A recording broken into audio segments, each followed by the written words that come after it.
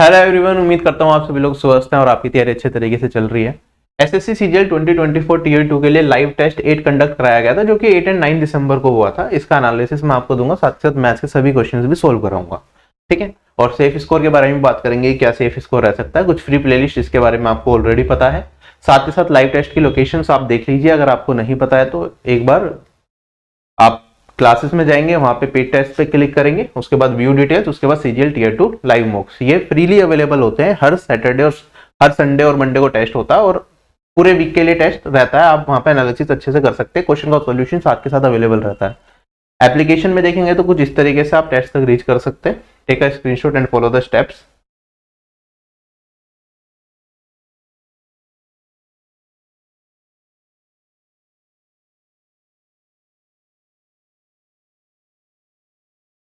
जितने भी टेस्ट होते हैं सबका एनालिसिस भी मैं कराता हूँ, मैथ्स का सॉल्यूशन भी मैं कराता हूँ। तो सारी प्लेलिस्ट बना रखी है, टीयर 1 हो चाहे टीयर 2 हो, सीजीएल हो चाहे सीएचएसएल हो।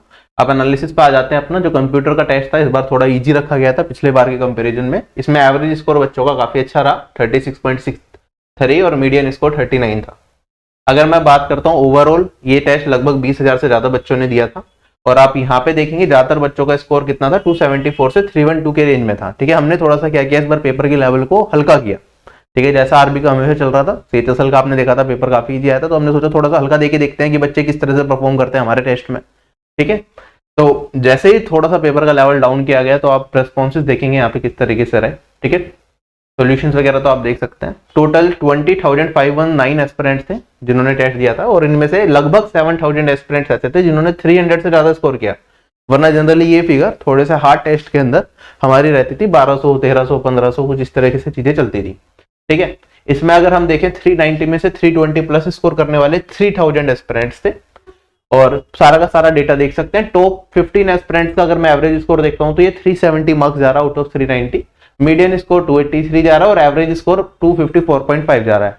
लेवल में कह सकता हूँ ये इजी प्लस कह सकते हैं, तो इजी टू मॉडरेट के बीच में हमने इसे डाला है।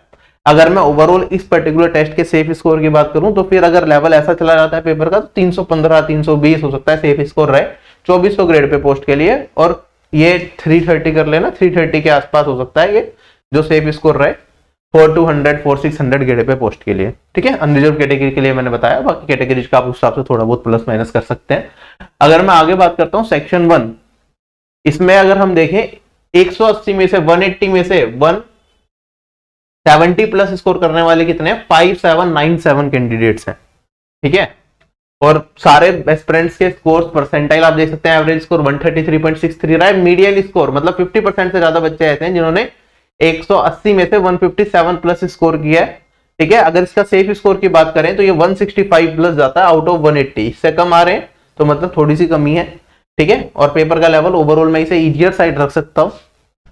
इसमें 2-3 क्वेश्चन गलत भी थे, ठीक है, वो बाद में सही कर दिए गए थे, तो जिसने स्टार्टिंग में दिया होगा वो अपने मार्क्स इंक्रीज कर लेना, उस हिसाब से मैं अभी डिस्कस कर लूंगा कि क्या थे। जिन्होंने बाद में दिया तो उनके लिए वो अपने आप ऑटोमेटिकली सही होकर आए होंगे, तो उन्हें कोई दिक्कत नहीं आई होगी।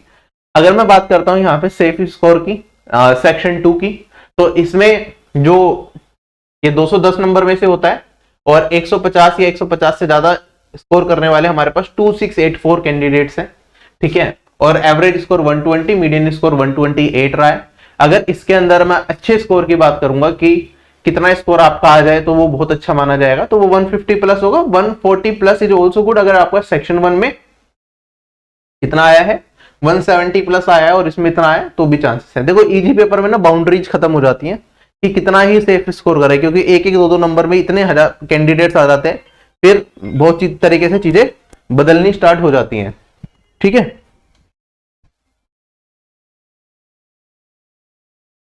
चलिए आगे बढ़ते हैं हम।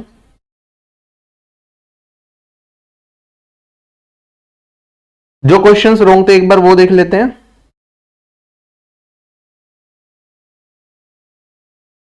एक क्वेश्चन ये था जिसमें मैथ्स का था, ये क्वेश्चन नंबर 3 था शायद। इसमें क्वेश्चन पूरा सही था, गलती से टाइपिंग एरर की वजह से ये 29 होना चाहिए था और यहाँ पे गलती से 19 लिखा गया, इसलिए क्वेश्चन थोड़ा सा गलत हो गया।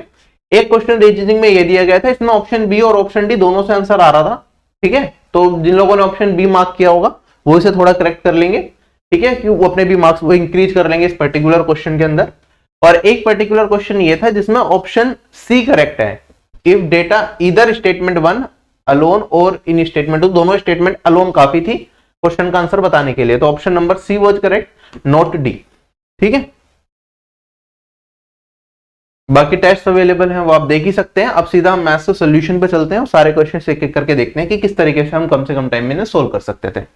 सबसे पहला सवाल हमारे पास ये रहा, सबसे छोटा 4 डिजिट का प्राइम नंबर कौन सा होगा। देखो प्राइम नंबर डायरेक्टली पता करने का कुछ हमारे पास मेथड होता नहीं है, ठीक है, हम जनरली 6n प्लस -1 वाला मेथड यूज कर लेते हैं, लेकिन वो उससे चांसेस होते हैं कि वो प्राइम हो या फिर ना हो। ठीक है, ये भी कोई स्टैंडर्ड अप्रोच नहीं है, तो हमें इंडिविजुअली चेक करना पड़ता है एक एक नंबर को कि 1000 के बाद 4 डिजिट के सबसे छोटा नंबर कौन सा होगा, 1000, ये प्राइम है या नहीं, फिर 1001 ये प्राइम है या नहीं, इंडिविजुअली आपको सारे चेक करने पड़ेंगे, जो टाइम कंज्यूमिंग टास्क है। बेटर है कि हम ऑप्शन की मदद लें, क्योंकि यहाँ पे सिर्फ 4 ही ऑप्शन है, 1001, 1005, 1011 और 1009। अगर आप थोड़ा सा भी दिमाग लगाएं तो 1001 तो आपको पता है ये क्या होता है, 7 × 11 × 13, तो प्राइम हो नहीं सकता, खुद से घटे और सिर्फ 1 से घटे तो ये नहीं हो सकता। ये 5 से कट जाएगा, ये नहीं हो सकता। 1011 ये नहीं हो सकता क्योंकि सम ऑफ डिजिट क्या आ रहा है, 3 से कट जाएगा, तो आंसर क्या होगा, ये होगा। इजीली कर सकते हैं। अगर इस ऑप्शन में थोड़ा सा चेंज कर देता, मैं एक ऑप्शन डाल देता 1007, तो फिर हालत खराब हो जाती, क्योंकि फिर इसमें और इसमें ये आइडेंटिफाई कर पाना कौन सा प्राइम है कौन सा नहीं, बहुत ज्यादा दिक्कतें हो जाती। ठीक है, ऑप्शंस इजी रखे थे जिससे कि आप इजीली कर पाए, आपको ज्यादा मेहनत ना करनी पड़े, इसलिए इजियर साइड ही जाएगा क्वेश्चन, वरना ये डिफिकल्ट साइड बन जाता अगर मैं एक ऑप्शन भी चेंज कर देता। अगला सवाल कहता है odds in favour of an event B 5:7। अब ओड्स इन फेवर का कंसेप्ट आपको अच्छे तरीके से समझाया था मैंने, सीजीएल में एग्जाम भी आ चुका है। अगर हम ओड्स इन फेवर की बात करते हैं, मान लो मेरे पास इवेंट ई है, तो हम कहते हैं probability of E divided by probability of E note, ये हमारा बताता है odds in favour. Odds against अगर पूछता है तो उसके अंदर P E note divided by P E हो जाता है। तो ये मुझे कितना दे रखा है, 5:7 दे रखा है। ठीक है, या तो इवेंट होगा या इवेंट नहीं होगा, इन दोनों का सम क्या होगा, टोटल आउटकम्स बताएगा। अगर मैं इन दोनों का सम कर देता हूं तो ये वाली वैल्यू मेरे पास कितनी आ जाती है, 12 आ जाती है, और अगर ये वाली वैल्यू 12 आ गई तो टोटल आउटकम्स इतने हैं, फेवरेबल 5 है, तो आंसर क्या हो जाएगा, 5/12। चलें आगे, अगले सवाल पे चलते हैं। नेक्स्ट क्वेश्चन हमारे पास, देखिए इसे करिए ट्राई। अगला सवाल हमारे पास 3 नंबर है,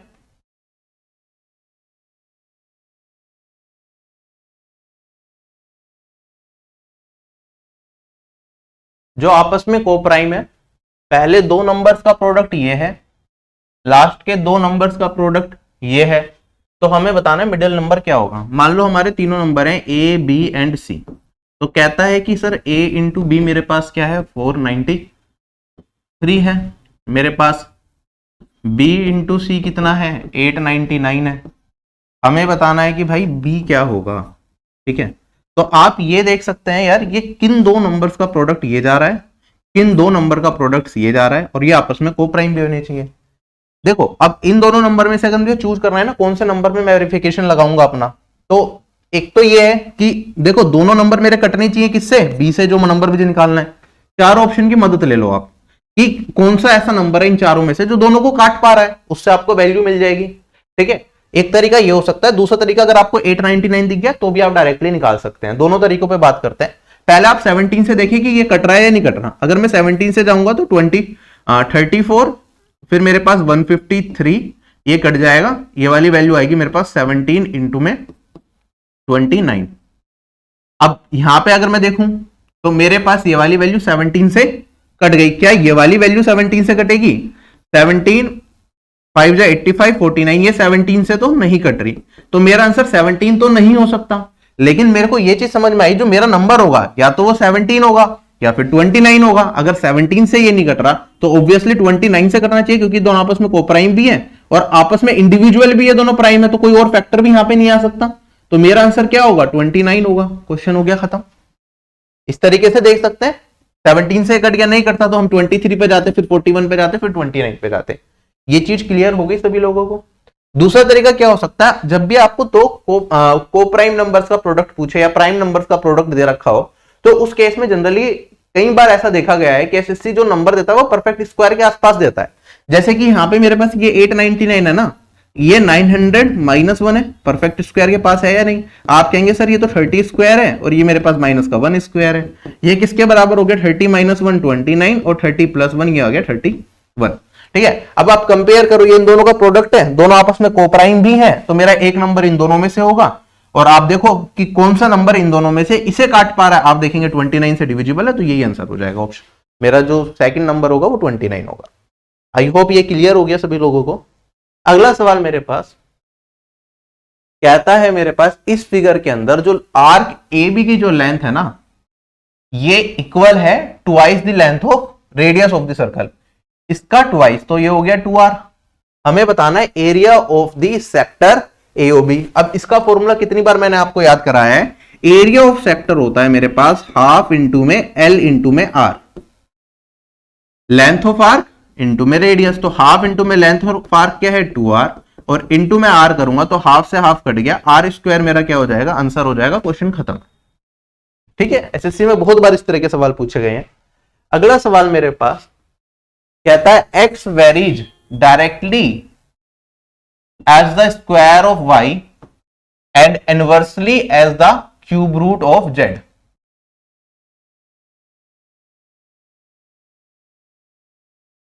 अगर x मेरा 2 है तो y और z इतना इतना है। हमें बताना है what is the value of y when x equals to 3 and z equals to this. तो किस तरीके से करेंगे, आपको रिलेशनशिप ऑलरेडी पता होनी चाहिए कि अगर हमारे पास कुछ ऐसा दे रखा है तो अगर x को x1 मान लूं और यहां पे y1 रख लूं और यहां पे मैं z1 का 1/3 कर दूं, तो इसे अगर मैं डिवाइड कर दूं x2 से तो ये बराबर हो जाएगा डिवाइडेड बाय y2 का होल स्क्वायर, और यहां पे मेरे पास ये z2 की पावर 1/3। क्या यही रिलेशनशिप बनती है प्रोपोर्शनैलिटी वाले में? ये सब हमने देखा हुआ है। अगर ये बनेगा तो डायरेक्टली आप यहां पे रखना स्टार्ट करो, x को 2 रखा, सेकंड केस में x क्या है 3, यहां पे y है मेरे पास 4, दूसरे बारे में y मुझे निकालना है तो मैं 4/y का होल स्क्वायर लिख सकता हूं, कोई दिक्कत नहीं। यहां पे मेरे पास z है और यहां पे 8 है 27, यहां पे 8 और यहां पे 27 की पावर 1/3 भी लिख सकता हूं मैं, कोई दिक्कत नहीं। सॉल्व करेंगे हम यहां पे, तो मुझे पता है ये वाली वैल्यू तो क्या आ जाएगी 3/2 आ जाएगी,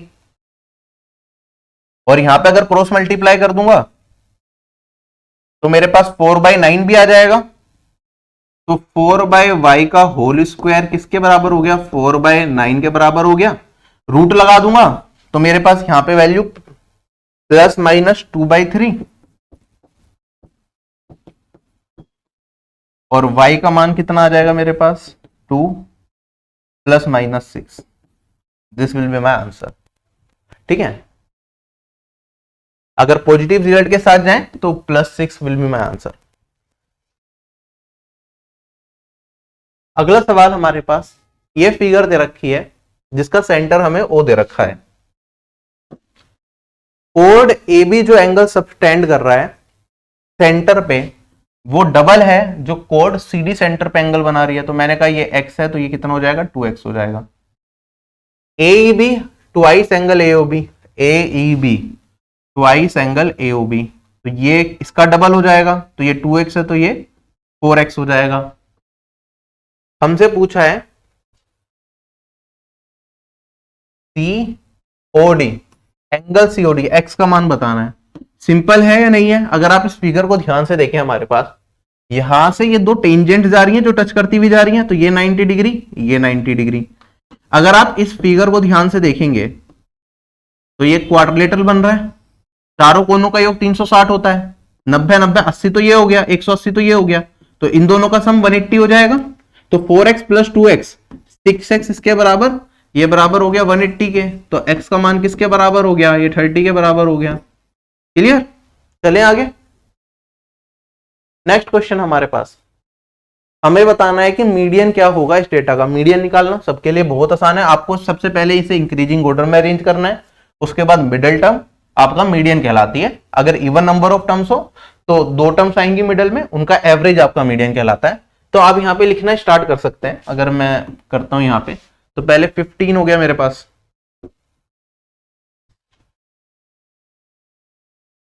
फिर हमारे पास 30 है, फिर हमारे पास 26 भी है, 23 भी है, फिर हमारे पास 83 है, 93 है, 13 भी है, 25 भी है, फिर हमारे पास यहाँ पे 41, 78, 24, 68, 18 और 30 और 5, तो 30 और यहाँ पे 5। तो नंबर ऑफ टर्म्स गिन लेते हैं, 1 2 3 4 5 6 7 8 9 10 11 12 13 14 15, 15 टर्म्स है। ओड है तो मेरे पास मीडियन क्या होगा, मिडिल टर्म निकालेंगे आप, तो मिडिल टर्म कौन सी होगी, 15 plus 1 divided by 2th term, ये मेरी मिडिल टर्म होगी और यही जो टर्म की वैल्यू होगी वो मीडियन होगी, तो 8th टर्म आ गया, ये मेरा मीडियन हो गया। तो 1 2 3 4 5 6 7 8, 26 इज माई आंसर। चलें आगे, अगला सवाल हमारे पास,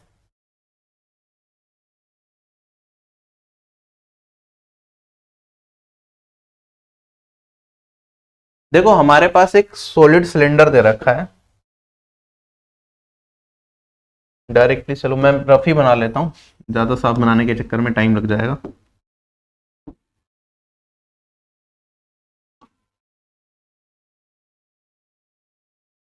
इसकी हाइट को बाइसेक्ट किया है, तो ये मेरे पास हाइट है, हाइट को बाइसेक्ट करेंगे तो किस तरीके का कट लगा होगा, मिडल में कुछ इस तरीके का कट लगा होगा, बाइसेक्ट मतलब दो इक्वल भागों में, तो ये h/2 हो गया और ये भी h/2 हो गया। इतना सब वैसे जरूरत नहीं है लिखने की, लेकिन फिर भी मैं आपको बता रहा हूं, ठीक है। बाया प्लेन पैरेलल टू बेस काटा है, तो कुछ इस तरीके से कट लगा होगा, दो सिलेंडर बन गए मेरे पास बिल्कुल सिमिलर से। तो हमें बताना है टोटल सरफेस एरिया में क्या इंक्रीज आएगा। आप कहेंगे सर जब कट लगाया तो मेरे पास क्या एरिया बढ़ा, अगर मैं ऊपर वाले सिलेंडर को देखूं तो पहले तो मेरे पास ये पूरा एरिया था, अब यहां पे एक एरिया ये ऊपर की साइड मेरे पास क्या बढ़ गया, πr² बढ़ गया, और नीचे की साइड से देखो, नीचे वाला जो सिलेंडर है उसमें भी कुछ बढ़ गया मेरे पास ये वाला एरिया, तो यहां पे भी πr² एरिया बढ़ गया। तो टोटल जो इंक्रीज हुआ है वो कितने का हुआ है, 2πr² का इंक्रीज हो गया। ओरिजिनल एरिया कितना था मेरे पास, टोटल सरफेस एरिया क्या होता है सिलेंडर का, 2πr/h+r।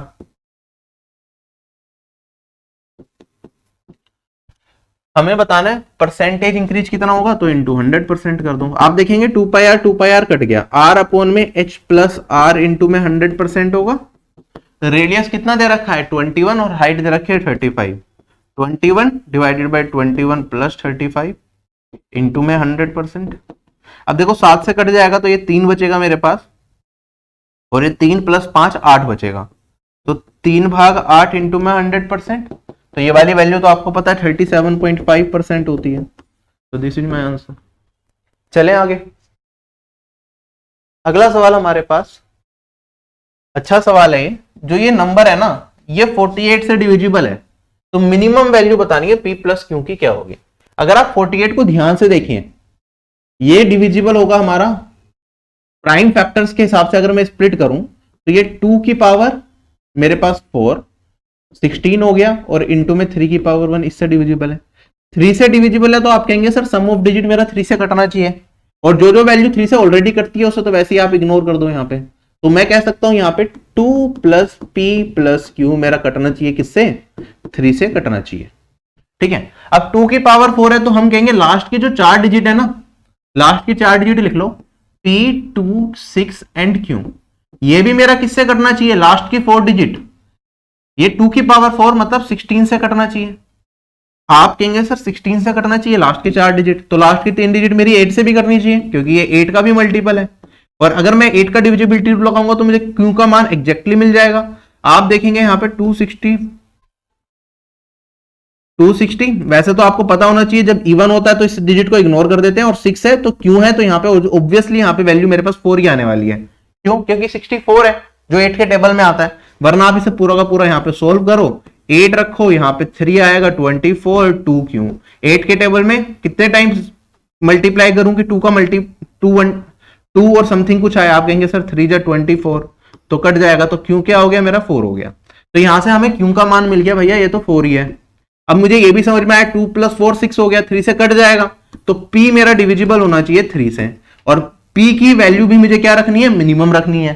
ठीक है, अब आप यहां पे देखिए मेरा जो लास्ट की 4 डिजिट है वो है P264, ये कटना चाहिए किससे, 16 से।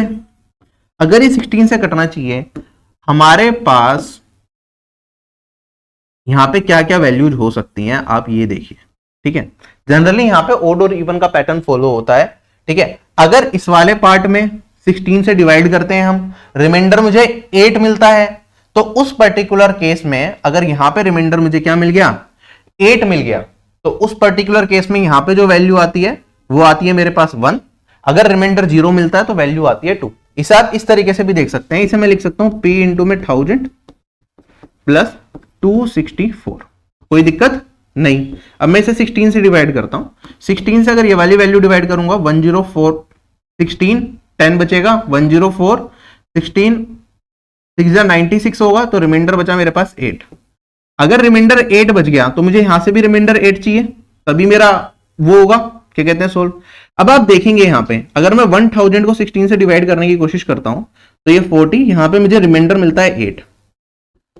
तो P का मान मैं क्या रख सकता हूं जिससे कि मुझे यहां पे 8 मिल रहा है, ये भी अगर 8 ही रह जाए तो मेरा आंसर सही आएगा। आप कहेंगे सर अगर P को मैं कर दूं 1,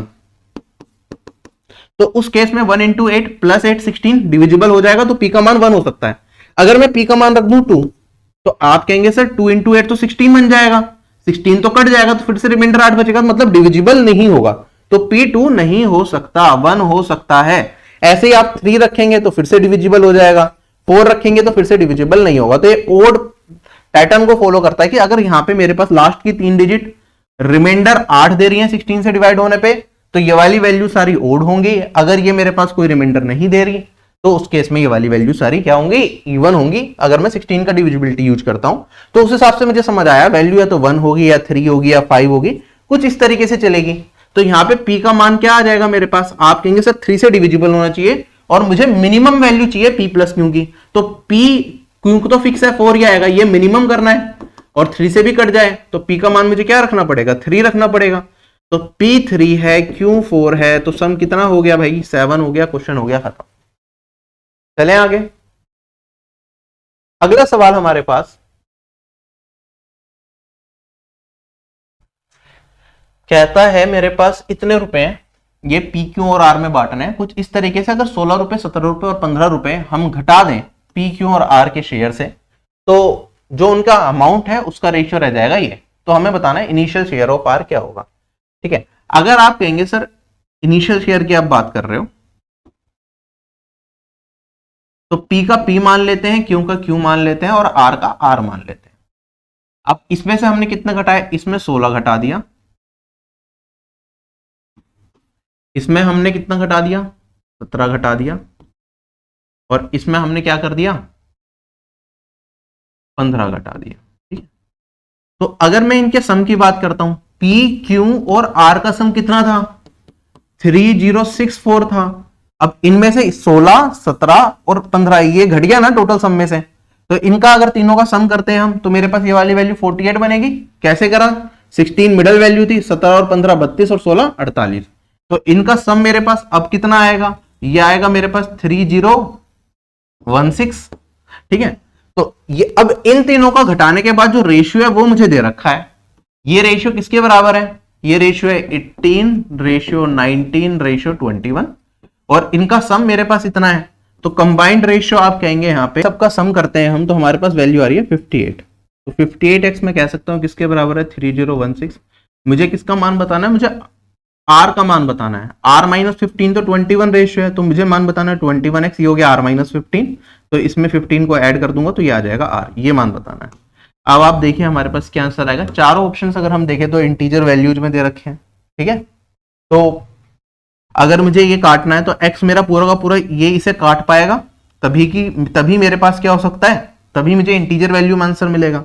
आप कहेंगे सर ये 8 है, 8 में किससे मल्टीप्लाई करूं कि यूनिट डिजिट मुझे 6 मिल जाए, तो मेरे पास या तो 2 आएगा या फिर 7 आएगा, है ना। तो x की जो लास्ट डिजिट होगी या तो वो 2 होगी या 7 होगी। और उसमें 2 या 7 में अगर मैं 1 से मल्टीप्लाई करता हूं तो 2 + 5 यहां पे बन रहा है आंसर लास्ट में 7, और यहां पे 7 + 7 यहां पे बन रहा है 4। अगर मैं ऑप्शंस को चेक करता हूं, सॉरी 7 + 5 यहां पे बन रहा है मेरे पास 2। ऑप्शन में दोनों है क्या, 7 भी है 2 भी है, डायरेक्टली नहीं कर सकते, सोल्व करना पड़ेगा कि क्या वैल्यू आएगी। चलो देखते हैं यहाँ पे क्या वैल्यू निकल के आ रही है लास्ट डिजिट में हमारे पास, और दो ऑप्शन में सेम भी है तो बात नहीं बनी हमारी। हमारे पास यहाँ से 58, पहले 2 से काट लो, फिर इसे 1508 हो गया 29x इसके बराबर, और 9 में किससे मल्टीप्लाई करूं कि यूनिट डिजिट 8 मिल जाए, तो आप कहेंगे सर 2 से, तो लास्ट डिजिट यहाँ पे 2 ही आएगी, और अगर यूनिट डिजिट x की 2 आएगी तो मेरे पास यहाँ पे 2 × 1 2 + 5 ये आएगा 7। तो आंसर जो भी होगा उसकी लास्ट डिजिट क्या होगी, 7, एक ही ऑप्शन है। ठीक है, अगले सवाल पे चलते हैं। कहता है राहुल ने 4 ट्रिप्स मारी इक्वल डिस्टेंसेस की। फर्स्ट ट्रिप में उसकी स्पीड 360 थी और हर ट्रिप में उसकी स्पीड हाफ होती चली गई, तो हमें बताना एवरेज स्पीड क्या रही होगी राहुल की इन ऑल द ट्रिप्स। आप कहेंगे सर कैसे करेंगे, देखो एवरेज स्पीड क्या होती है, total distance divided by total time. अगर मैं ध्यान से देखता हूं यहां पे तो अगर 4 इक्वल डिस्टेंसेस की मार रहा है तो टोटल डिस्टेंस कितना हो जाएगा, 4d हो जाएगा। अब मेरे पास यहाँ पे अगर मैं स्पीड की बात करूंगा तो हर बार मेरी स्पीड क्या हो रही है, यहाँ पे आधी हो रही है, तो पहले d डिस्टेंस उसने 360 से करा होगा, फिर अगला जो d डिस्टेंस उसने करा होगा वो 360/2 से करा होगा, तो मैं 2 को ऊपर ले जाऊं और यहाँ पे 360 लिख दूं, फिर इसका भी आधा करा होगा, आधी स्पीड हो गई होगी, तो 360/4, तो 4 ऊपर आ जाएगा, और यहाँ पे 360 फिर आधा करो 360/4 का 360/8, तो यहाँ पे आ जाएगा 8। ये मेरे पास टोटल टाइम लगा होगा, ये टोटल डिस्टेंस है, ये टोटल डिस्टेंस अपॉन में स्पीड टाइम है, तो यहां से मिल जाएगा एवरेज स्पीड। अब देखें डी तो कट ही जाएगा सब में, आप सभी लोगों को पता है। इसके बाद अगर मैं ये 4 और 360 को ऊपर ले जाऊं तो ये तो ऊपर आ गया, नीचे क्या बचा 8 + 4 12 और 3 15। क्वेश्चन खत्म हो गया। 15 से तो ये पूरा का पूरा कट ही जाएगा, 2 जा और 4 जा, 4 × 24 96, this will be my answer. चलें आगे, अगला सवाल, what is the value of this, इसकी वैल्यू बतानी है बस सोल्व करके। देखो इसमें कुछ भी नहीं करना, आपको a + b + c का होल स्क्वायर वाला फॉर्मूला लगा दोगे तो आपको आंसर मिल जाएगा, वन वैल्यू पुटिंग वगैरह करने की जरूरत भी नहीं है। ठीक है, अगर वैल्यू पुटिंग कर भी रहे हो तो आप देखो कि कौन सा ऑप्शन ऐसा है जो हमें आंसर दे पाए ढंग का। जैसे अगर मैं देखूं यहाँ पे इस क्वेश्चन में अगर वैल्यू पुटिंग भी करनी हो तो मैं अगर सी के हिसाब से देखूं, सी को 1 कर दिया, 4 ऑप्शन में डिफरेंट वैल्यू दिख रही है, चलो ठीक है, मैं काम करता हूं यहां पे ए को 0 कर दो, बी को 0 कर दो, और सी का भी आपका अपना मन है कि आप सी को क्या करना चाहें, सी को भी आप चाहें तो यहाँ पे 1 कर दो, क्योंकि वरना सारी इक्वेशन 0 बन जाएंगे अगर सी को भी 0 कर दिया तो ये, तो मेरे पास आंसर क्या बचेगा, आप कहेंगे सर 0 + 0 -1 -1 का होल स्क्वायर 1 × 2 2। अगर मैं देखूं यहाँ पे देखो, या तो a² b² c² इंडिविजुअल है या फिर कॉम्बिनेशन में है, तो 2 के कॉम्बिनेशन में अगर हम लेंगे तो वो तो 0 ही बन जाएगा, क्योंकि 2 वैल्यूज को मैंने 0 रख दिया है। तो आप देखेंगे यहाँ पे मेरे पास रिजल्ट क्या बचेगा, सिर्फ ये c², बाकी सब कट जाएगा, और c² क्या हो जाएगा मेरे पास यहाँ पे 1 का स्क्वायर 1, यहाँ पे -2 × में 1 स्क्वायर तो -2 बचेगा, यहाँ पे 4 बचेगा, और यहाँ पे मेरे पास 2 × 1 स्क्वायर तो ये 2 बचेगा। कौन सा ऑप्शन मेरा सेटिस्फाई करेगा, यहाँ पे मुझे क्या चाहिए था, अपना आंसर 2 चाहिए था, तो ऑप्शन नंबर डी ही सेटिस्फाई करेगा। क्लियर हो गया सभी लोगों को, वरना आप बेसिक से करते हैं तो 2 को कॉमन ले लिया मैंने, a² + b² + -c का whole square that is c², और जहां जहां पे आप +2 ab + bc + ca होता है तो उसमें क्या करेंगे आप 2 ab लूंगा, दोनों पॉजिटिव में कोई दिक्कत नहीं है, bc लूंगा तो मेरे पास माइनस आ जाएगा क्योंकि c नेगेटिव में है, तो 2bc -2ca आ जाएगा क्योंकि यहाँ पे भी c है। अब 2 से और मल्टीप्लाई कर दो, आप देखो क्या यही आंसर आ रहा है, 4ab -4bc -4c। ठीक है, ऐसे भी कर सकते हैं, वरना वैल्यू पुटिंग मेथड बेसिक से ज्यादा आसान है, वैल्यू पुटिंग में थोड़ा सा दिमाग लगाना पड़ा कि किसको पकड़ के हम क्वेश्चन को सोल्व करें। अगला सवाल कहता है राजेश अकेला एक काम को 4 दिन में कर सकता है अगर डेली का 2 घंटे काम करे एक दिन में। अनिल अकेला सेम काम को 2 दिन में कर सकता है अगर 12 घंटे काम करे एक दिन के अंदर। तो हमें बताना है कि साथ मिलके एक दिन में उन्हें कितने घंटे काम करना पड़ेगा जिससे कि काम 2 दिन में निपट जाए। देखो जब दिन और घंटे अलग से दे रखे हो ना तो कुछ नहीं करना, आपको टोटल घंटों में जो लोएस्ट यूनिट होती है, जैसे दिन और घंटे में छोटा क्या होता है घंटे, तो आप ये निकाल लो कि एक पर्टिकुलर पर्सन को कितने घंटे लग रहे हैं उस काम को कंप्लीट करने में। जैसे अगर मैं अनिल की बात करता हूं तो 4 दिन, हर एक दिन 2 घंटे, तो टोटल कितने घंटे लगेंगे, 4 इंटू 2 8 घंटे लगेंगे। अगर मैं बात करता हूं, ये अनिल की नहीं, ये राजेश की बात थी। अगर अनिल की बात करेंगे तो 2 दिन तक काम करेगा, डेली 12 घंटे करेगा, तो 12 इंटू 2 24 घंटे में पूरा काम कर देगा। टोटल वर्क क्या हो जाएगा, टाइम का एलसीएम मान लेते हैं तो 24 टोटल वर्क आ गया। अगर मैं एफिशिएंसी की बात करूंगा तो 24/8 ये आ जाएगा 3, 24/24 1, तो कंबाइंड एफिशिएंसी दोनों की कितनी होगी 4। तो 1 घंटे में दोनों मिला के 4 काम करते हैं, ठीक है। मैं मान लेता हूं एक दिन में वो कितने घंटे काम करेंगे, ठीक है, टी नंबर ऑफ आवर्स वो एक दिन में काम करेंगे, तो ये हो गया उनका एक दिन का काम। काम कितने दिन में कंप्लीट करना है, 2 दिन में कंप्लीट करना है, टोटल काम कितना है 24, ठीक है। तो सोल्व करके अपना आंसर बता दो। आप देखेंगे 8 बन गया, कट जाएगा 24, टी बचेगा मेरे पास 3।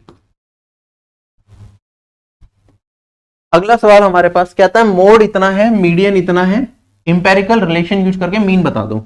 इंपेरिकल रिलेशन क्या कहता है हमारे पास, मोड जो होता है ना वो हमारा, वो 3 मीडियन माइनस 2 मीन होता है। तो अगर मैं ये यूज करूं तो मोड कितना है 66, ये हो गया 3 इंटू में मीडियन है 42 माइनस 2 इंटू में जो मीन मुझे निकालना है, ठीक है। यूनिट डिजिट से कर सकते हैं क्या, 2 ऑप्शन की सेम है, दिस क्या लेना, सोल्व भी कर लो पूरा, ठीक है। 42 इंटू 3 126, ये घटाऊंगा 60, 2m, m कितना आ गया 60/2 30। चलें आगे। अगला सवाल, जो प्रॉफिट अर्न होता है एक आर्टिकल को इतने रुपीज में बेच के, वो 2 टाइम्स है जो लॉस होता है सेम आर्टिकल को अगर मैं इतने का बेच देता हूं, ठीक है। सेलिंग प्राइस क्या होना चाहिए आर्टिकल का जिससे कि हमें 20% का प्रॉफिट हो जाए, ठीक है। तो पहले एक बार हम बेच रहे हैं 3864 का, जब हमें क्या हो रहा है, लॉस हो रहा है। प्रॉफिट हो रहा है हमें जब हम कितने का बेच रहे हैं, 4872 का। तो आप कहेंगे सर कॉस्ट प्राइस इनके बीच में कहीं रहा होगा, है ना। मैंने मान लिया चलो बीच में है सीपी। अब यहाँ पे हमें जो प्रॉफिट हो रहा है वो 2 टाइम्स है जो यहाँ पे लॉस हो रहा है, तो मैं मान लेता हूँ यहाँ पे लॉस हो रहा है x का, तो जो प्रॉफिट होगा यहाँ पे कितने का हो जाएगा, 2x का हो जाएगा। तो इन दोनों का जो गैप है, इसका और इसका गैप, वो कितना है 3x। ये किसके बराबर हो गया, इनका डिफरेंस निकालेंगे तो 72 में से 64 घटाओगे तो 08 बचेगा, और 48 में से 38 घटाओगे तो मेरे पास 10 बचेगा। अगर ये है तो x का मान कितना आ गया मेरे पास 336, यही आएगा। x अगर इतना आ गया तो ये वाली वैल्यू यहाँ पे 336 रखो, इसमें ऐड कर दो, ठीक है। लॉस में बेच रहे थे ना, तो जितने का लॉस था वो ऐड कर दूंगा तो कॉस्ट प्राइस मिल जाएगा। तो 64 प्लस 36 ये तो हो गया 100, ठीक है। 1 कैरी फॉरवर्ड हो गया तो ये आ गया मेरे पास 42। अगर हमें इसे 20% के प्रॉफिट पे बेचना है तो इसका आप देखेंगे 10% तो हो गया मेरे पास 420, 20% हो गया 840, तो 20% इसका हो गया 840, 840 इसमें ऐड कर दो कितना हो गया 5040 हो गया। This is my answer. बाकी एक चीज और हम जनरली इस तरह के क्वेश्चंस में देखते हैं, जनरली हमारे पास जो कॉस्ट प्राइस होता है हम कहते हैं अगर 20% का प्रॉफिट है तो हम उसे जनरली इंटू में 6/5 करेंगे कॉस्ट प्राइस का, तो मेरा जो आंसर होना चाहिए चांसेस है वो 6 का मल्टीपल हो। आप 6 का मल्टीपल भी ऑप्शंस में चेक कर सकते हैं, जैसे अगर मैं देखूं तो ये वाला ऑप्शन मेरा 6 से नहीं कटेगा, ठीक है। 6 में भी आप जनरली 2 के फैक्टर्स को इग्नोर करते हैं, आप देखते हैं कि 3 का फैक्टर है या नहीं है, तो ये 3 से भी नहीं कटेगा। अगर आप देखेंगे इसे 14, 18 ये कट रहा है 3 से, और ये मेरे ख्याल से 6 से भी कट जाएगा क्योंकि इवन है, ये भी है ये भी है, तो तीनों ऑप्शन हमें मिलते तो हमारा टाइम ही जाता। और क्योंकि कोई खास बड़ी कैलकुलेशन नहीं थी तो हमने डायरेक्टली कर दिया। अगर मुझे ऑप्शन में दिख रहा होता कि ओड वैल्यूज हैं और चांसेस कम है तो हम डायरेक्टली वो मेथड पे जाते। तो ऑप्शन पे नजर डालो फिर क्वेश्चन को सोल्व करो। कहता है नंबर ऑफ डायगोनल्स एक रेगुलर पॉलीगन में इतने हैं, तो हमें बताना है साइड्स कितनी होंगी, ठीक है। तो हमारे पास नंबर ऑफ डायगोनल्स जो होते हैं एक पॉलीगन में उसका फॉर्मूला होता है n इंटू में n -3 डिवाइडेड बाई 2। ठीक है, जिसमें n नंबर ऑफ साइड्स को रिप्रेजेंट करता है। ये वाला मान मुझे 44 दे रखा है, तो आप कहेंगे सर n इंटू में n माइनस 3 इसके बराबर 88। अब देखो इसे ऐसे क्वाड्रेटिक बना के सोल्व करने मत लग जाना, या तो ऑप्शन की मदद ले लो आप। ये ऑप्शंस मेरे पास क्या हैं, जैसे पहला ऑप्शन है हमें n का मान ही बताना है ना, दे रखा है 9 सॉरी 9 से कटेगा क्या, ये नहीं कटेगा, नहीं हो सकता। दूसरा ऑप्शन है 11 रख के देखो, 11 इंटू 8 होता है, और यहाँ पे 11 माइनस 3 करूंगा तो ये 80 आएगा, 88 बन गया, सेटिस्फाई कर गया, आंसर आ गया। ठीक है, ऑप्शन की मदद ले ली। वरना आप यहाँ पे ऐसे भी देख सकते थे कि 88 को आप फैक्टर्स में स्प्लिट करते और इस तरह के फैक्टर्स बनाते हैं कि 2 का मल्टीपल आपका 88 आ जाता और उनमें गैप 3 का होता। तो आप कहते सर 88 है क्या, बेसिकली 11 इंटू 8 मुझे दिख ही रहा है, इनमें गैप कितने का है, 3 का, यहाँ पे भी 3 का गैप चाहिए, तो n कितना हो गया, 11 हो गया। ठीक है, अगला सवाल मेरे पास कहता है साइन ए प्लस कोस ए रूट 2 के बराबर 8 साइन ए कोस। इस टाइप का क्वेश्चन तो बहुत बार मैंने आपको कराया है। ठीक है, जब भी साइन ए कोस ए दे रखा हो और साइन ए इंटू कोस ए पूछा जाए तो कैसे करते हैं, इनका स्क्वायर कर देते हैं हम दोनों साइड। स्क्वायर करके क्या हो जाएगा मेरे पास, sine square plus cos square plus 2 cos sine, और ये मेरे पास आ गया 2। अब यहाँ पे ये तो होता है 1, इधर जाके घट जाएगा, तो मेरे पास ये वाली वैल्यू आ गई 1 2 कोस साइन। हमें पूछा है 8 कोस साइन, तो 4 से क्या कर दिया मैंने, मल्टीप्लाई कर दिया, और यहाँ पे भी 4 से मल्टीप्लाई, तो ये वाली वैल्यू आ गई 4। चलें आगे। क्वेश्चन में कहता है A 20% अधिक है B से, B 30% ज्यादा है C से, C 50% ज्यादा है D, C 50% कम है D से, और D 25% कम है E से। तो हमें बताना है कि A कितने परसेंट कम है E से। तो यहाँ पे हमें A और E को कंपेयर करना है ना बेसिकली। तो एक काम करते हैं, या तो आप रेशियो मेथड से सारी की सारी चीजें लिखना स्टार्ट कर दो कि A B C and D।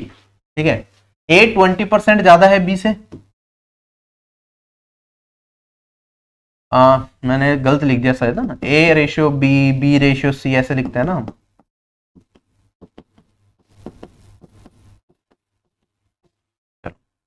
ठीक है, A क्या है, 20% ज्यादा है B से, तो ये 5 होगा, तो ये 6 हो गया। फिर मेरे पास B 30% ज्यादा है C से, तो ये 10 है, तो ये 13 हो गया। फिर मेरे पास C 50% लेस है D से, तो ये 2 है, तो 50% कम, मतलब ये 1 रह जाएगा। और D 25% कम है E से, तो ये 4 है, तो ये 3 रह जाएगा 25% कम करके। अगर मुझे A और E का कंपैरिजन करना हो, तो ये हमने कई बार रेशियो में पढ़ा है, ये इधर और इधर, ये दोनों इधर एंड है ना, तो इसमें यहां से ये सारे मल्टीप्लाई कर लो, यहां से ये सारे मल्टीप्लाई कर दो, तो ये A और E का रेशियो दे देंगे। तो अगर मुझे इधर ये सारे मल्टीप्लाई करने हैं और इधर ये सारे, तो आप चाहो तो इसमें कुछ काट भी सकते हो जो पैरेलली आपको दिख रहे हो। ठीक है, तो कुछ है कटने वाला है यहाँ पे, एज सच कुछ मिल नहीं रहा, बस एक ही चीज मिल रही है यहाँ पे मुझे, ये 2 से काटूंगा तो ये 3 आ जाएगा, बाकी कुछ दिख नहीं रहा। तो यहाँ पे मेरे पास 3 इंटू 3 9 इंटू 13, ये आ जाएगा 117, 50 200। तो E इतना है, A इतना है, डिफरेंस कितने का है, 83 का। 83 का कितने पे, 200 पे। हमें कितने पे बताना होता है, परसेंटेज में अगर बताना होता है तो हम 100 से कंपेयर करते हैं ना, तो इसे भी 2 से डिवाइड करो, इसे भी 2 से, और इसे भी 2 से। तो यहाँ पे अगर 100 होता तो A 100 से कितने प्रतिशत कम होता, आप कहते हैं सर 41.5। तो this will be my answer, 41.5%। चलें आगे। नेक्स्ट क्वेश्चन, मेरे पास 2 लिक्विड दे रखे हैं B1 एंड B2 एक कंटेनर में, और उनका रेशियो दे रखा है 3:2। 10 लीटर हमने मिक्सचर निकाला और उसे B2 से रिप्लेस कर दिया, तो जो रेशियो आया B1 एंड B2 का वो बन गया 3:5। तो हमें बताना है इनिशियली B1 कितना था कंटेनर के अंदर।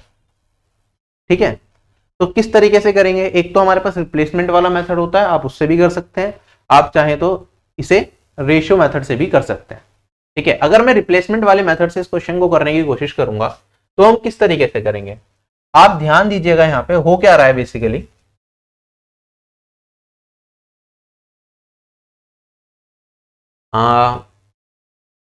मेरे पास इनिशियली टोटल क्वांटिटी में मान लेता हूं जो मिक्सचर की है वो है मेरे पास x, कोई दिक्कत नहीं।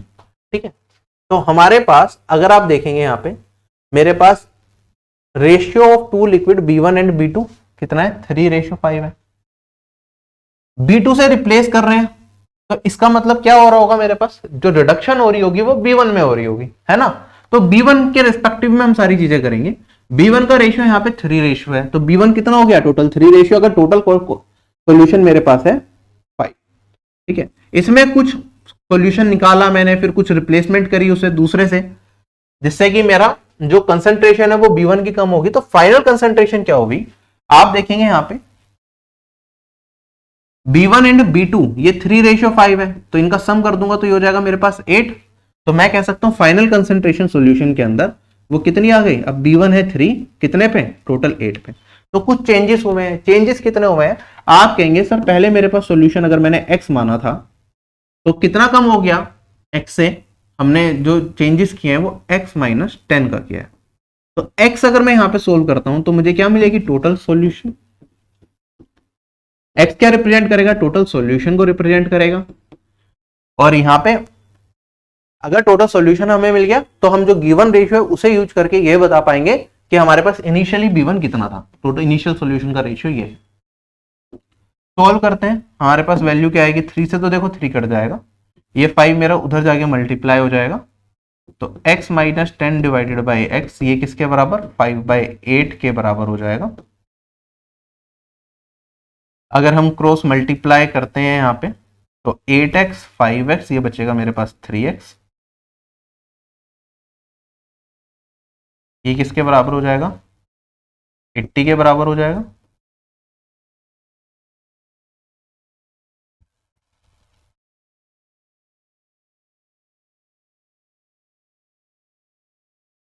x का मान आ गया मेरे पास 80/3। हमें किसका मान बताना है? टोटल सॉल्यूशन है यहाँ पे 3 + 2 5। तो हमें जो B1 था वो कितना था? 3। तो 3/5 निकालना है हमें इसका। तो 3/5 ऑफ 80/3 क्या आंसर आएगा मेरे पास? 3 से 3 कट गया, 5 से काटूंगा 80 को तो ये वाली वैल्यू आ जाएगी 60। This is my answer. ये होता है रिप्लेसमेंट वाला मेथड जिससे हम इस तरह के क्वेश्चंस को करते हैं। इसमें बेसिकली करते क्या है, जो वैल्यू रिड्यूस हो रही है, जिसका कंसंट्रेशन रिड्यूस हो रहा है, उसका फ्रैक्शन लिखते हैं हम कि टोटल 5 था तो ये हमारे पास 3 था, बाद में लास्ट में 8 था तो ये रह गया 3। अब जितना मेरे पास सॉल्यूशन रिप्लेस हो रहा है, टोटल सॉल्यूशन को हम x मान लेते हैं और यहाँ पे x में रिड्यूस कर देते हैं जितना सॉल्यूशन मेरा रिप्लेस किया जा रहा है, ठीक है। तो ये है x - 10। अगर ये 2 बार रिप्लेसमेंट होती तो इसका स्क्वायर हो जाता, 3 बार होती तो क्यूब हो जाता। सोल्व करके हमने x की टोटल क्वांटिटी निकाल ली कि ये है मेरे पास इतना। और हमें क्या बताना था? हमें बताना था कि इनिशियल सॉल्यूशन में B1 कितना है, तो फिर हमने वो इनिशियल रेशियोज को यूज करके निकाल लिया। दूसरा तरीका क्या हो सकता है, अगर आप डायरेक्टली रेशियो मेथड से ही करना चाहें इस क्वेश्चन को कि सर रिप्लेसमेंट वाला ये डायरेक्ट मेथड जो आपने करा इसमें थोड़ी सी दिक्कत होती है, मुझे बेसिक से बता दो, तो मैं बेसिक से भी बता देता हूं, कोई भी कंफ्यूजन नहीं रहेगी, एक एक चीज आप सभी लोगों को क्लियर हो जाएगी। यहाँ पे अगर हम बेसिक से करते हैं, यहाँ पे मेरे पास यहाँ पे B1 है और यहाँ पे मेरे पास B2 है। इनिशियली कितना था? 3 रेशियो। मैंने मान लिया टोटल सॉल्यूशन मेरे पास कितना है, ये है मेरे पास x लीटर, कोई दिक्कत यहां पे नहीं। अगर मैं इसमें से 10 लीटर सॉल्यूशन निकाल लूंगा तो कितना बचेगा? x - 10 लीटर बचेगा। क्या रेशियो मेरा चेंज होगा? कंसंट्रेशन क्या चेंज होगी? कंसंट्रेशन कोई भी चेंज नहीं होगी जब तक मैं क्वांटिटी सिर्फ निकाल रहा हूं, ठीक है। मान लो आपके पास एक दूध है, उसमें दूध और पानी मिक्स है, अगर आप उसमें से 1 लीटर थोड़ा निकाल लोगे तो दूध और पानी की कंसंट्रेशन तो सेम ही रहेगी ना। तो मैं कहूंगा कंसंट्रेशन सेम ही रहेगी, ये 3:2 ही रहेगा। अब आप इसे अगर वैल्यूज के टर्म्स में, क्वांटिटी के टर्म्स में क्वांटिफाई करना चाहो तो आप कह सकते हैं सर ये हो सकता है 3a 2a हो। अब जो क्वांटिटी होगी वो मेरे पास 3b और 2b होगी, ठीक है, जिससे कंफ्यूजन ना हो बिगनर बच्चे को भी, इसलिए मैं इस तरीके से आपको बिल्कुल बता रहा हूं। अब हमने क्या करा, इसके अंदर क्या डाल दिया? 10 लीटर हमने B डाल दिया, तो टोटल क्वांटिटी कितनी होगी? x - 10 थी, फिर हमने 10 मिला दिया तो टोटल क्वांटिटी अब मेरे पास क्या हो गई? फिर से x लीटर हो गई जो इनिशियल सॉल्यूशन में थी। और जो रेशियो बना वो मेरे पास क्या बना? आप कहेंगे सर रेशियो बना 3:5। 3:5। अभी रेशियो मेंटेन नहीं है, आप इसे z लिख सकते हैं, इसे z लिख सकते हैं। हमें रेशियो को मेंटेन करना पड़ेगा। हमने किसे नहीं छेड़ा? हमने B1 को यहां पे नहीं छेड़ा, हमने छेड़ा किससे? B2 को। तो चेंजेस इसमें ही आ रहे हैं, आप देखेंगे ये भी 3 रेशियो है, ये भी 3 रेशियो है। तो मैं कह सकता हूं जो ये रेशियो बी माना है ना मैंने, ये जेड के बराबर है, तो इसे आप वापस बी कर सकते हैं कि यहाँ पे रेशियो ऑलरेडी मेंटेन है, वरना मुझे मेंटेन करने पड़ते हैं। तो आप यहाँ पे देखेंगे कि कितना डाला मैंने, 3 रेशियो, तो 3b मेरा किसके बराबर हो गया, ये बराबर हो गया मेरा सॉल्यूशन 10 लीटर के। टोटल सॉल्यूशन कितना है, x लीटर सॉल्यूशन, ये तो 3 + 5 ये है 8b, 3b इतना है तो 8b कितना होगा, आप कहेंगे सर ये 10 इंटू में 8 डिवाइडेड बाई 3 यही होगा। अच्छा, अब ये मेरा टोटल सॉल्यूशन आ गया, ये किसके बराबर आ गया, ये मेरा x के बराबर आ गया, जो इनिशियली सॉल्यूशन हमें दे रखा था। हमें बताना है कि अगर मेरे पास x इतना है तो b1 की इनिशियल क्वांटिटी कितनी थी, वो थी 3a, टोटल है 5a, 5a मेरा x को रिप्रेजेंट करता है, तो 3a कितना होगा, ये हो जाएगा मेरे पास 3/5। तो हमें इसमें क्या कन्वर्ट करना पड़ेगा, इनिशियल क्वांटिटी निकालने के लिए 10 इंटू में 8/3 इंटू में 3/5, this will be my answer. तो 3 से 3 कट गया, 5 से काटूंगा तो 2, और 2 इंटू में 8 60। क्लियर? बहुत बार एसएससी ने इस तरह के सवाल पूछे हैं, तो किसी भी तरह की कंफ्यूजन नहीं होनी चाहिए, ना ही इस मेथड से ना ही इस मेथड से। अगला सवाल हमारे पास, विकास ने 3 एग्जाम दिए, तीनों एग्जामिनेशन में जो उसका स्कोर आया वो 3:5:4 है। मैक्सिमम मार्क्स जो उसके तीनों एग्जामिनेशन में वो इतने हैं, 50% उसने टोटल मार्क्स स्कोर करे हैं। तो हमें बताना है कितने उसमें एग्जामिनेशन में उसने 50% से ज्यादा स्कोर किया है। एसएससी के प्रीवियस ईयर पे बेस्ड पूरा क्वेश्चन बनाया गया है। अगर मैं मैक्सिमम मार्क्स की बात करता हूं तो ये है मेरे पास 8:7:9। तो आप कहेंगे सर कंबाइंड रेशियो कितना हो गया मेरे पास यहाँ पे, 15 और 9 24। तो उसने टोटल कितने मार्क्स के पेपर थे, उसने कितना स्कोर किया, उसने इसका आधा स्कोर किया, तो उसने 50% स्कोर किया, तो वो कितना हो गया, उसने 12x मार्क्स स्कोर किए होंगे। उसके जो मार्क्स का रेशियो है वो कितना है, आप देखेंगे 3:5:4 सब्जेक्ट्स के अंदर, तीनों सब्जेक्ट्स के अंदर। अब इनका सम देखो कितना आ रहा है मेरे पास, 3, 5, 8 और 4, 12z मान लो इसे, या 12y मान लो। आप देखेंगे 12y मेरा किसके बराबर होना चाहिए, 12x के, तो रेशियो ऑलरेडी मेंटेन्ड है, तो मुझे कुछ चेंजेस करने की जरूरत नहीं है। आप कह सकते हैं सर x = y है, या फिर रेशियो मेंटेन्ड है। क्या है, रेशियो ऑलरेडी मेंटेन्ड है, मुझे कोई मेहनत करने की जरूरत नहीं है। तो यहां पे x और y वाला पार्ट जो मैंने लिखा है इसे इग्नोर कर दीजिए, बस समझाने के लिए ही लिखी गई थी। तो इसे भी मैं लिख सकता हूं 12 रेशियो। तो रेशियो मेंटेन्ड हो गया। कितने सब्जेक्ट है उसका 50% से ज्यादा आया। अगर मैं देखूं इनके अब 50% निकालो, 8 का 50% कितना होता है 4, इसका 3.5 और इसका आधा कितना होगा मेरे पास 4.5। कितने सब्जेक्ट में उसका आधे से ज्यादा है, सिर्फ एक सब्जेक्ट में आधे से ज्यादा है, इसमें कम है आधे से, और इसमें भी कम है। तो एक सब्जेक्ट आया, तो मेरा आंसर क्या होगा, ए। चले आगे। अगला सवाल मेरे पास 10,000 रुपीज है, 10% पर एनम इंटरेस्ट रेट से 2 साल के लिए पैसा, 2 साल और 3 महीने के लिए पैसा ब्याज पे दिया गया। Find the compound interest compounded annually. कैसे करेंगे, आप कहेंगे सर देखो 10% पहले साल लगेगा, 10% ब्याज दूसरे साल लगेगा, और तीसरे साल की अगर मैं बात करूं, क्योंकि 3 महीने है, 3 महीने क्या होता है 3/12 of a year, 3/12 of a year है, तो ब्याज भी 3/12 ऑफ 10% लगेगा। और ये वाली वैल्यू मेरे पास कितनी आ जाएगी 4, और ये आ गया 2.5%। क्या इतना ही ब्याज लगेगा। तो पहले मेरे पास क्या होगा, पहले साल 10% ब्याज कंपाउंड इंटरेस्ट के हिसाब से, फिर 10% और फिर 2.5%। इफेक्टिव ब्याज अगर आप निकाल लोगे तो आप ये भी बता पाओगे कि हमारी वैल्यू क्या होगी। या तो आप इफेक्टिव से कर लो, हमें कम इंटरेस्ट बताना है, कंपाउंड इंटरेस्ट बताना है, तो इफेक्टिव निकाल के आप इसमें मल्टीप्लाई कर दो। प्रिंसिपल वैल्यू बहुत ज्यादा आसान है, तो चीजें मेरे लिए आसान है। 10 और 10 का इफेक्टिव आपको पता है 21 बनता है। 21 और 2.5 का अगर आप इफेक्टिव निकालेंगे तो 21 + 2.5 + 21 इंटू 2.5 डिवाइडेड बाय 100%, इतना ही आएगा। और आपको पता है यहां से काटूंगा तो ये 40 बनेगा, और इसे भी अगर आप सोल्व कर लेंगे, 21 को 40 से अगर मैं डिवाइड करूंगा तो मेरे पास ये आएगा 0.525, ये वाली वैल्यू बन रही है। तो सोल्व कर लेते हैं, अब इन सबको ऐड कर लेते हैं। ये बन जाएगा 3.025, 24.025 ये वाली वैल्यू बनेगी। इतना परसेंट है, 10,000 का 24.025 निकालोगे तो आपको पता है सर वैल्यूज तो ये सारी आएंगी मेरे पास, पॉइंट आगे पीछे होएगा तो 24025 तो आएगा। अब पॉइंट आगे पीछे कहीं भी जाए तो मेरे पास 24025 यहां पे दिख रहा है डायरेक्टली और कहीं नहीं दिख रहा, तो option number A he correct हो सकता है। जीरोज वगैरह को तो भूल जाओ। चलें आगे। इसे आप दूसरे तरीके से करना चाहते थे तो दूसरे तरीके से भी कर सकते थे। आप इसे ऐसे भी कर सकते थे कि सर मेरा जो अमाउंट बनेगा, अमाउंट माइनस प्रिंसिपल ही तो कंपाउंड इंटरेस्ट होता है। अमाउंट क्या बनेगा, 10,000 रुपीज है, ठीक है। मेरे पास यहाँ पे पहले साल 10% का ब्याज मतलब 11/10, फिर इस पे 10% का ब्याज 11/10, फिर इस पे 2.5% का ब्याज, वो क्या होता है 1/40। तो मैं कह सकता हूँ 41/40 ये बनेगा मेरे पास,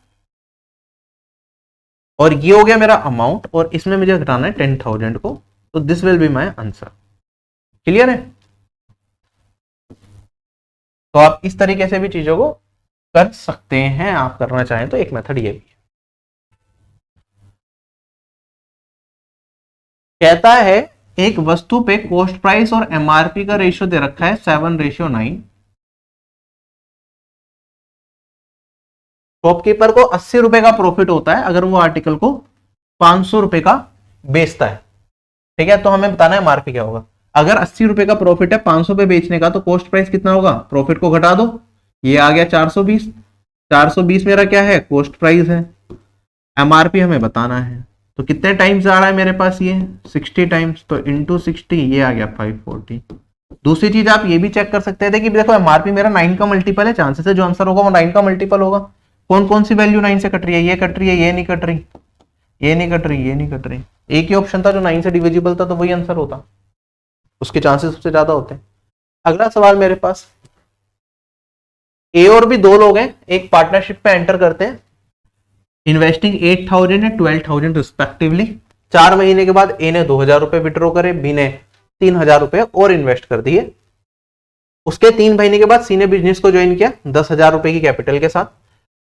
अगर हमारा टोटल प्रॉफिट इतने का है तो हमें बताना है जो ए का प्रॉफिट है वो कितना ज्यादा है सी के प्रॉफिट से। अब किस तरीके से करेंगे, आप देखो जब भी हमारे पास, आपको पता है जो प्रॉफिट का रेशियो होता है वो डायरेक्टली प्रोपोर्शनल होता है इन्वेस्टमेंट इनटू टाइम, और हमें बस इनके रेशियो से मतलब होता है, ना कि एक्चुअल वैल्यू से। अगर मुझे प्रॉफिट का रेशियो ही चाहिए तो इन्वेस्टमेंट सबके थाउजेंड्स के टर्म्स में है, तो 1000 वाले पार्ट को मैं इग्नोर करके ही चलूंगा जिससे कि मुझे कोई भी दिक्कत ना आए। तो अगर मैं यहां पे बात करता हूं, ए बी और सी 3 लोग हैं। ए ने क्या करा, बिजनेस की शुरुआत करी, कितने रुपए इन्वेस्ट करें, 8,000 की जगह मैं लिखूंगा सिर्फ 8। फिर 4 महीने के बाद उसने, ए ने 2,000 निकाल लिया, तो 4 महीने तक 8 रुपए इन्वेस्ट रहे होंगे। ये हो गया मेरे पास इन्वेस्टमेंट इनटू टाइम। फिर अब उसने 2,000 निकाल लिया, तो 8 में से 2 घटाऊंगा तो बचेंगे 6। अब ये बचे हुए इसने फिर ए ने छेड़े नहीं, तो टोटल पूरे साल भर की अगर हम बात कर रहे हैं तो बचे कितने महीने, 4 महीने हो चुके हैं, 8 महीने बचे होंगे। तो ए का प्रॉफिट का रेशियो ये बनेगा। अब आगे बी की बात करते हैं सिमिलर तरीके से। बी ने 12,000 इन्वेस्ट करे, तो 4 महीने तक इसने भी नहीं छेड़े, तो इतना। अब उसने क्या करा, 3,000 और जोड़ दिए, तो 12 में 3 और जोड़ दो तो क्या हो गया, 15 हो गया। बचे कितने महीने, 8 महीने, तो उसने इतना प्रॉफिट का रेशियो बनेगा उसका। अब मैं सी पे आता हूं, पहले 4 महीने, उसके 3 महीने और लगाए, आफ्टर 3 मोर मंथ्स, तो मतलब 7 महीने गुजर चुके हैं। अब सी ने बिजनेस में पैसा लगाया 10,000 रुपए, 10,000 1000 से डिवाइड करूंगा तो बचे 10। अब 7 महीने गुजर चुके हैं, तो कितने महीने के लिए पैसा लगाया होगा, 5 महीने के लिए पैसा लगाया होगा, बस। तो सी का प्रॉफिट का रेशियो इस तरीके से चलेगा। टोटल प्रॉफिट इतना है, तो हमें बता दो ए का प्रॉफिट कितना ज्यादा है सी से। सॉल्व कर लेते हैं।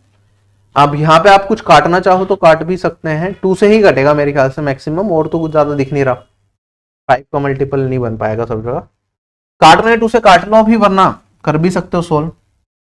चलो काट ही लेते हैं। ये आ जाएगा मेरे पास 2, ये आ जाएगा 4, ये आ जाएगा मेरे पास 2, ये आ जाएगा 4, ये आ जाएगा 5। तो मेरे पास ये 25 रेशियो 60 84 आ गया।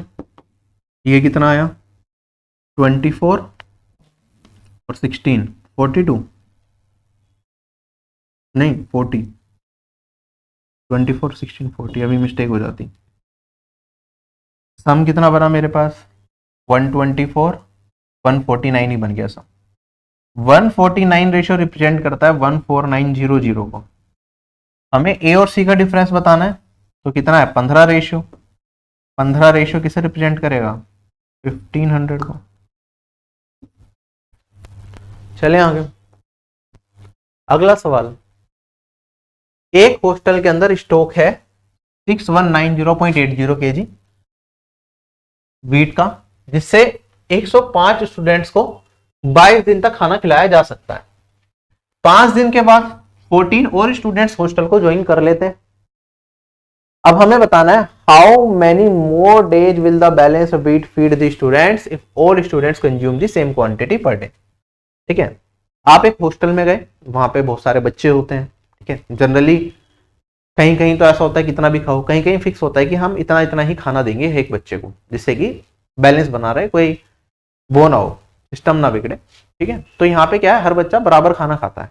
ठीक है, अब स्टार्टिंग में कह रहा था कि 105 स्टूडेंट्स हैं, हम उसे 22 दिन तक खाना खिला सकते हैं। ठीक है, तो खाना कितना होगा, अगर मैं मान लेता हूं एक स्टूडेंट एक रोटी खाता है, तो 105 स्टूडेंट एक दिन में कितनी रोटी खाएंगे, 105 ही रोटी खाएंगे, और 22 दिन तक खा सकते हैं। इतना खाना हमारे पास होगा, इतनी रोटियां मेरे पास है, मैंने ये मान लिया।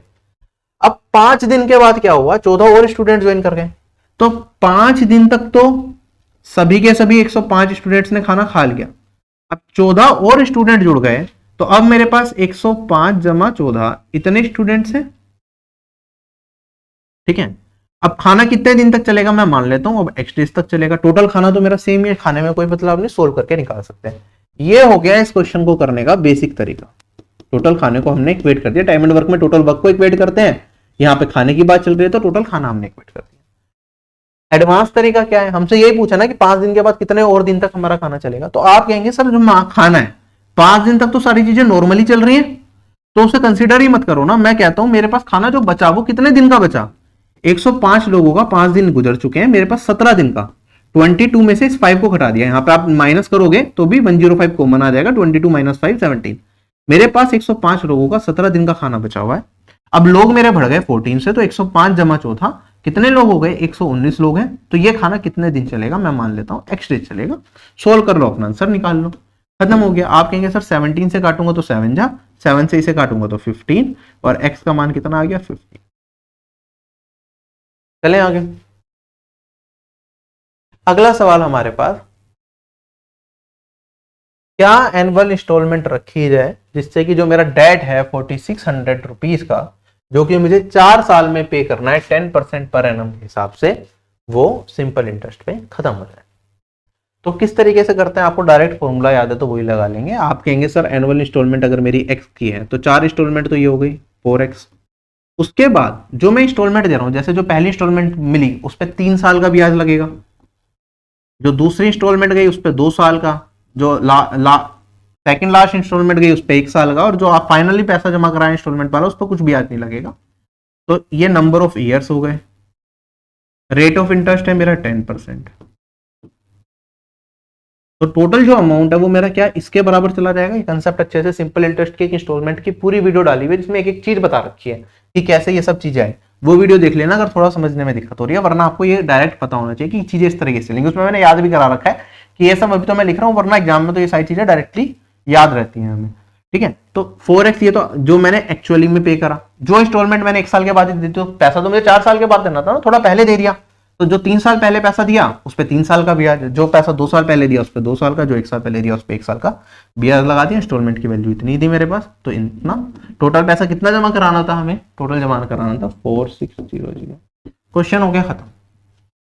6 इंटू में 10% 1/10 0.6 आ जाएगा, तो ये आ जाएगा 4.6x, ये बराबर है 4600 के।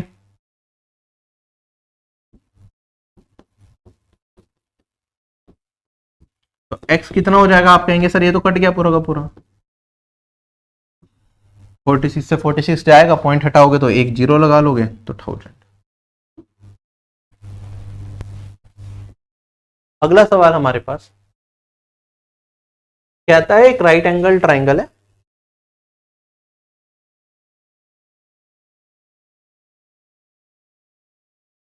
जो लेंथ है मीडियंस की फ्रॉम द वर्टिसेस वो 7 सेंटीमीटर और 4√6 है।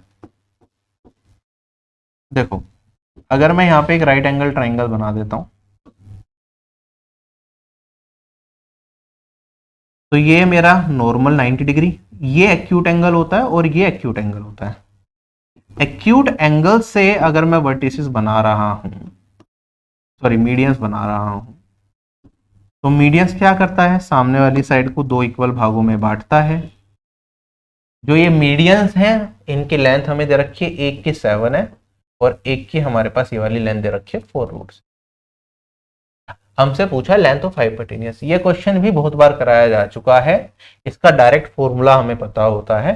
फॉर्मूला क्या होता है, 5 इंटू में हाइपोटेन्यूस का स्क्वायर, हाइपोटेन्यूस क्या है मेरी, चलो एच लिख देता हूं, ये बराबर होता है जो मेरी इस वर्टेक्स से मीडियन जा रही और जो इस वर्टेक्स से मीडियन जा रही, इनके स्क्वायर के सम को अगर मैं 4 से मल्टीप्लाई कर दूं तो ये 7 स्क्वायर प्लस, ये फॉर्मूला ज्योमेट्री में बहुत बार पढ़ाया जाता है, आपको ये पता होना चाहिए। पर अगर मैं यहां से सोल्व करता हूं तो क्या वैल्यू आएगी, एक ऑप्शन तो आप एलिमिनेट कर ही दोगे कि जब मैं सोल्व करूंगा मैं इसके लिए, तो प्लस वाला फैक्टर तो रूट में आएगा नहीं क्योंकि ये रूट यहां से हट गया, सब कुछ हट गया। जब एच स्क्वायर निकालूंगा तो सिंपल वैल्यू आएगी, तो रूट लगा के फुल रूट में आएगा जो भी आएगा। अब सोल्व कर लो, देखो 6 इंटू में 16 96 49 कितना हो गया 145, 5 से काटूंगा तो 29, 29 इंटू में 4, तो h कितना आ जाएगा, 2 बाहर आ जाएगा, √29। चलें आगे, अगला सवाल कहता है साइड्स एक पैरेललोग्राम की इतनी है, एक डायगोनल इतना है, तो दूसरे डायगोनल का मान बता दो क्या होगा। फॉर्मूला पता है आपको सर, पैरेललोग्राम की बात करें तो diagonal 1 square plus diagonal 2 square, ये बराबर होता है ट्वाइस इंटू में साइड्स के स्क्वायर का सम।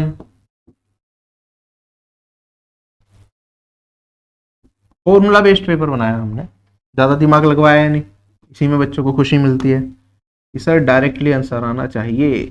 चलो आएगा क्यों नहीं आएगा, ये हो गया 576, ये वाली वैल्यू हो गई 256, सम कितना बन गया 32 और 832 इंटू में 2, कैलकुलेशन मिस्टेक हो तो करेक्ट कर लीजिएगा।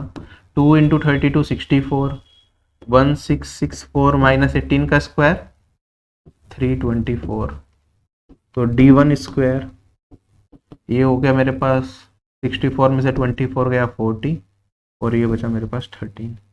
ठीक है, अब ये वाली वैल्यू किसके बराबर आएगी, चार ऑप्शन दे रखे हैं, देखो 21 है, 38 है, 33 है और 36। अच्छा आप लॉजिकली ये बता सकते हो क्या मेरे भाई कि किसके स्क्वायर के आसपास जा रहा है, आपको इससे पहले एक स्क्वायर पता है 36 का स्क्वायर होता है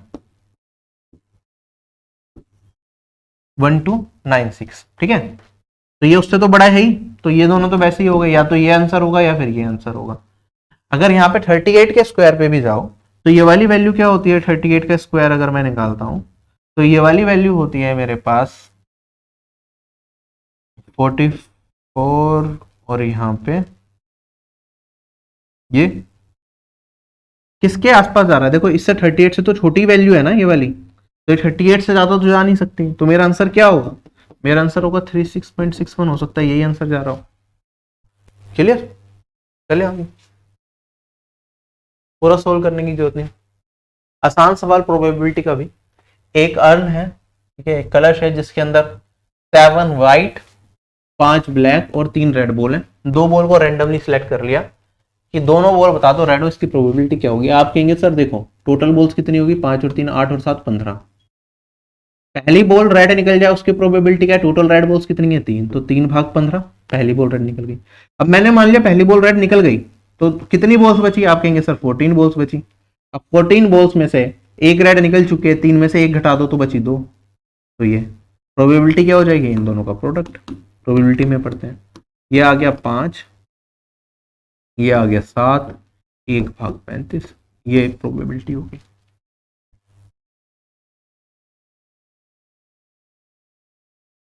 अगला सवाल हमारे पास कहता है ये एक कोस बाय 1/1 प्लस साइन कोस अपॉन में 1 माइनस साइन, ये अगर 4 के बराबर है, थीटा एक्यूट एंगल है, तो थीटा का मान क्या होगा। 4 ऑप्शंस भी हमें दे रखे हैं। अब देखो इसमें एक तो 30 डिग्री 4 ऑप्शंस अगर ये हैं, ये प्रीवियस ईयर का ही क्वेश्चन है, ठीक है। अगर 40 डिग्री का आपको मान पता है, नहीं पता भाई, तो निकालोगे कैसे। 15 डिग्री का भी जनरली यूज नहीं होता, तो इसे भी फिलहाल निग्लेक्ट करते हैं। तो 30 और 60 इन दोनों में से आंसर आने के चांसेस ज्यादा है, तो एक बार वैल्यू रख के देख लो 30 60 पे सेटिस्फाई कर रहा है या नहीं कर रहा, ठीक है। अगर मिल जाता है आपको आंसर तो हो जाएगा, 40 के तो चांसेस है ही नहीं। अगर 30 और 60 सेटिस्फाई नहीं कर रहा तो 15 पे चले जाना, ठीक है। तो इट्स अप टू यू, ऐसे करना चाहो कर लो, वरना सिंप्लीफाई कर लो तो मेरे ख्याल से थोड़ा ज्यादा आसान हो जाएगा। जैसे अगर मैं सिंप्लीफाई करूंगा तो 1 प्लस साइन 1 माइनस साइन, तो 1 माइनस साइन स्क्वायर हो जाएगा। कोस तो बाहर कॉमन आ ही गया, 1 minus sine plus 1 plus sine करूंगा तो मेरे पास बचेगा 2, है ना, यही बचा। और ये आ गया 4 के बराबर, तो यहां से काटूंगा तो ये वाली वैल्यू आ गई 2। अच्छा 1 माइनस साइन स्क्वायर थीटा क्या होता है, cos square theta, cos by cos square तो 1 अपॉन कोस, ये किसके बराबर 2, कोस आ गया मेरे पास 1/2। कोस की वैल्यू 1/2 कब होती है, 60 डिग्री पे होती है, तो यही आंसर है, ठीक है। तो बेसिक से जल्दी हो गया, वैल्यू पुट करते तो ज्यादा लंबा टाइम जाता। अगला सवाल मेरे पास, पी क्यू आर और एस क्यू आर दो आइसोसेलेस ट्राइंगल है जिनका कॉमन बेस है क्यू आर। एक आइसोसेलेस ट्राइंगल बना लिया मैंने, lie on the same side of Q R, S R 30, ठीक है। क्यू एस आर का एंगल छोटा है, क्यू पी आर का बड़ा है, ठीक है। तो मैं जो नेमिंग कर रहा हूं थोड़ा ध्यान से रखना, एस क्यू आर, और कह रहा है दो ट्राइंगल्स हैं, आइसोसेलेस ट्राइंगल्स हैं, सेम बेस क्यू आर पे हैं। एक मेरे पास एस क्यू आर है और मेरे पास एक पी क्यू आर है, और दोनों सेम साइड पे हैं क्यू आर के। तो पी भी मैं इधर बना लेता हूं, तो मेरे पास यहां पे वैल्यू आएगी,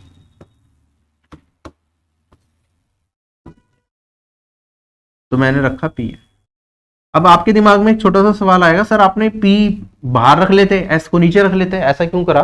क्योंकि मैंने क्वेश्चन पढ़ते टाइम इस चीज को भी ऑब्जर्व किया कि यहाँ पे जो क्यू एस आर एंगल है ना, ये 60 है, क्यू एस आर ये वाला एंगल 60 है और क्यू पी आर 100 है। तो ये जो अंदर आएगा एंगल वो बड़ा होता है, आपको भी पता है। अंदर अगर आप एंगल बना रहे हैं तो उसके बड़े होने की चांसेस ज्यादा होती हैं, ठीक है, वो बड़ा ही होगा इससे। अब मेरे पास, क्योंकि देखो लॉजिकली देखो ना कि ये बड़ा क्यों होगा, क्योंकि तीनों एंगल का सम 180 है, तो दिस प्लस दिस, इन दोनों एंगल का सम ये 180 माइनस 60, ये होगा 120। और अगर ये अंदर वाला एंगल है तो ये वाला एंगल अगर बड़ा होगा तो इन दोनों का सम क्या होगा, छोटा होगा।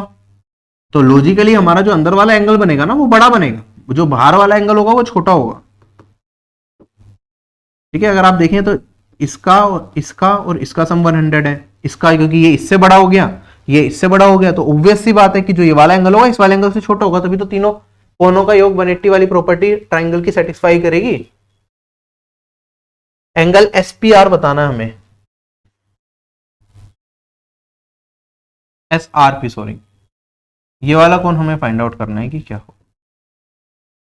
देखो अगर आइसोसेलेस ट्राइंगल है तो सीधी सी बात है भैया, ये 60 है तो इसका और इसका सम क्या होगा, 180 माइनस 60 120, तो ये भी मेरे पास क्या हो जाएगा 120 डिवाइडेड बाई 2 डेट इज 60, और ऐसे ही ये भी क्या हो जाएगा 60 हो जाएगा।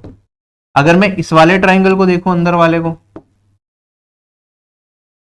तो 100 है, ये दोनों आपस में बराबर हैं, तो 180 माइनस 100 ये हो गया 80, 80 इन दोनों का सम, तो एक क्या होगा 80/2, ये हो जाएगा 40, ये 40 ये 60, तो ये कितना हो जाएगा 60 माइनस 40, ये हो जाएगा 20।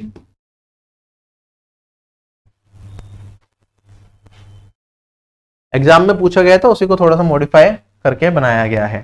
चलिए आज के सेशन को यहीं तक रखते हैं। I hope this video is useful to you. अपनी तैयारी अच्छे तरीके से करते रहिए, ठीक है। If you need assistance in your preparation, you can join officer batch, which includes all subjects, all classes, along with test series that will help you in your preparation. तो आप ये कर सकते हैं। साथ के साथ इंडिविजुअल सब्जेक्ट्स के courses if you want to check, you can check that. If you want test series, you can check that. If you don't want anything, just want to give free test and use free videos, also you can do that. अपनी तैयारी बस करते रहिए, लगे रहिए। Bye bye, take care, have a nice day and जय हिंद।